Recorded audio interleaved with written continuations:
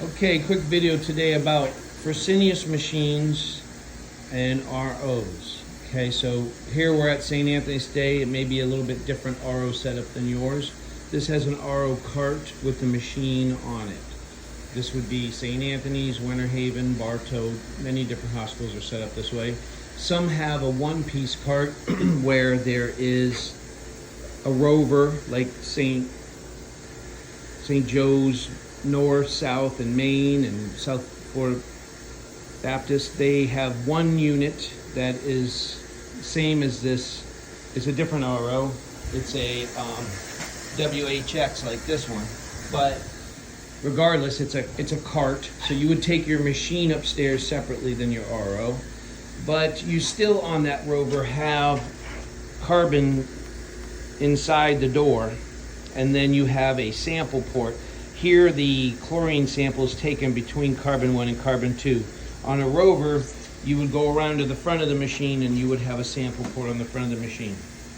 So the point is in hooking up and unhooking, okay?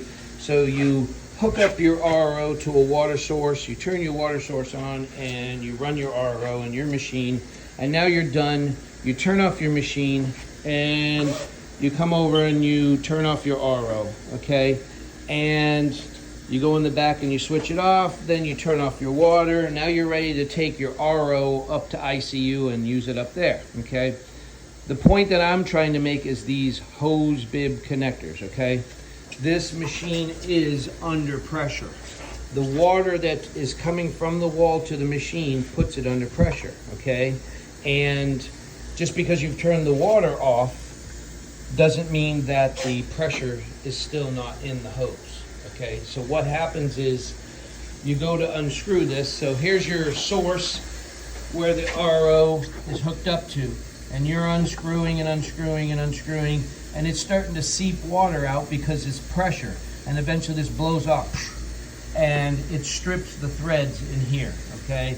These threads are just plastic. It's nothing special. It's a hose bib like at your house, okay? And then people later on, I've heard this at North, where they try to hook it up and they're like, it's bad, this is not good, it's not the same size. It's not the hose faucet, it's the hose bib on the hose that's been stripped out. That is the reason it won't go in and thread perfectly, because it has been removed incorrectly. Okay, so let me show you how to correctly do it, all right? You turn off your RO, you turn off your water, and you still have pressure, okay?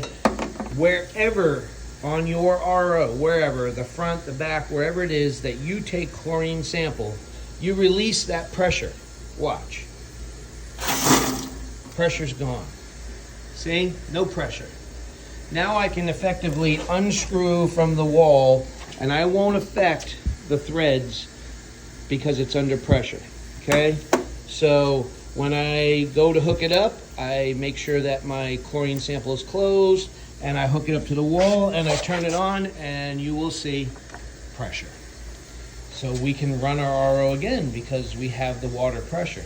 But before we disconnect from the wall, before we unscrew this, our RO from the wall, make sure that you go to wherever your chlorine sample is, and you go ahead and release that chlorine pressure at the sample port. You don't need to test anything, you're just releasing pressure. And at that point, you can unscrew your RO safely with no pressure, and it won't strip the threads.